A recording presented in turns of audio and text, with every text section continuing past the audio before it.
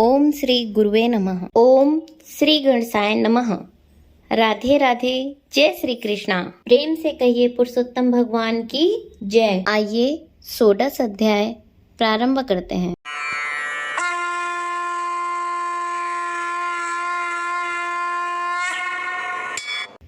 श्री नारायण ने कहा, हे नारद जी, भगवान की आज्ञा पाकर गरुड़ जी ब्राह्मण सुदेव से बोले, हे ब्राह्मण श्रेष्ठ, जैसा भगवान ने कहा तुम्हें 7 जन्मों तक पुत्र सुख तो नहीं था, किंतु अपने स्वामी भगवान नारायण की आज्ञा से मैं तुम्हें पुत्र का वरदान देता हूँ। मेरे अंश से तुम्हें पुत्र प्राप्त होगा। तुम्हें पुत्र तो प्राप्त होगा, परंतु वह पुत्र तुम दोनों को सुख के स्थान पर दुख ही प्रदान करेगा, क्योंकि तुम्हारे भाग्य में पुत्र सुख नहीं है। गरुड़देव ने आगे कहा, हे द्विज श्रेष्ठ, अब आप अपने घर जाओ और भगवान के चरणों में भक्ति रखते हुए सांसारिक सुखों का भोग करो।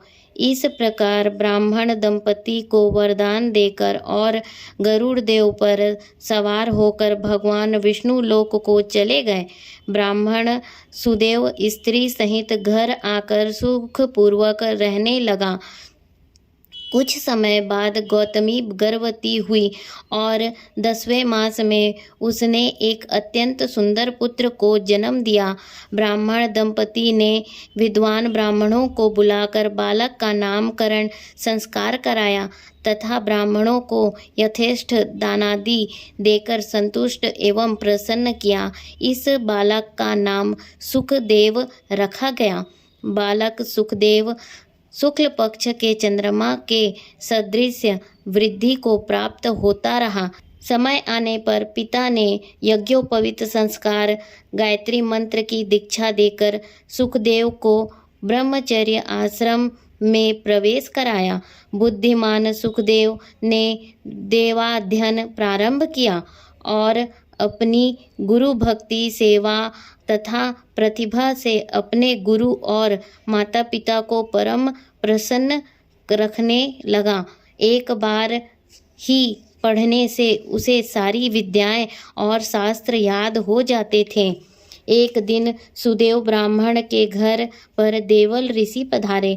वे करोड़ों सूर्य के समान तेजस्वी थे। सुदेव ने महर्षि देवल को दंडवत प्रणाम किया और अर्घपाद आदि से पूजा करके उत्तम आसन पर विराजमान किया। मुनि के आसन पर विराजने के उपरांत ब्रह्मचारी बालक सुखदेव ने आकर मुनि के चरणों में गिरकर प्रणाम किया।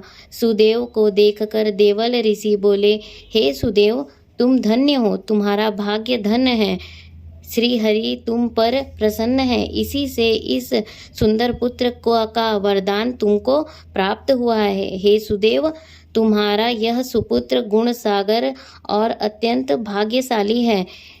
यदि दोष है तो केवल एक ही, और उस बड़े भारी दोष से इन सब लक्षणों की विद्यमानता व्यर्थ होती है।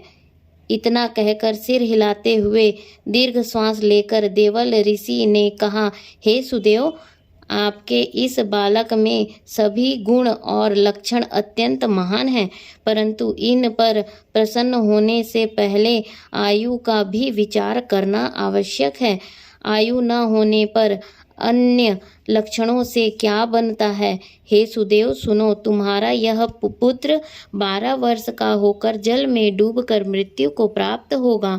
तुम इसका मन में सोच तो करना नहीं, क्योंकि होनहार को कैसे रोका जा सकता है, वह तो होगा ही, इसमें कोई संशय की बात नहीं। इतना कह देवल मुनि ब्रह्मलोक को चले गए। सुदेव शर्मा देवल मुनि के वचनों को स्मरण कर बहुत दुखी हुआ, परंतु उसकी भार्या गौतमी धीरज रखते हुए पुत्र को अपने अंग में भरकर और अत्यंत प्रेम पूर्वक उसके मुख का चुंबन करके स्वामी से कहने लगी, हे द्विज, होनहार की बातों का ध्यान कर आप भयभीत न हो। अनहोनी कभी नहीं होती और होनी को टाला नहीं जा सकता। इसलिए हे नाथ, अब उठकर सनातन हरि का भजन करो, जिनकी शरण में रक्षा मिलती है। वाल्मीकि जी कहने लगे। इस प्रकार सुदेव अपनी भार्या के वचनों को सुनकर श्री हरि के चरण कमलों का ध्यान कर रखते हुए अपने पुत्र की अल्पायु और अकाल मृत्यु के शोक को भुलाकर जीवन व्यतीत करता रहा। इति श्री पुरुषोत्तम मास महात्म्ये दीनधवोपास्याने सुदेव प्रतिबोधो नाम षोडशो अध्याय समाप्तम। बोलिए प्रेम से पुरुषोत्तम भगवान श्री कृष्ण की जय। राधे राधे। जय श्री कृष्णा।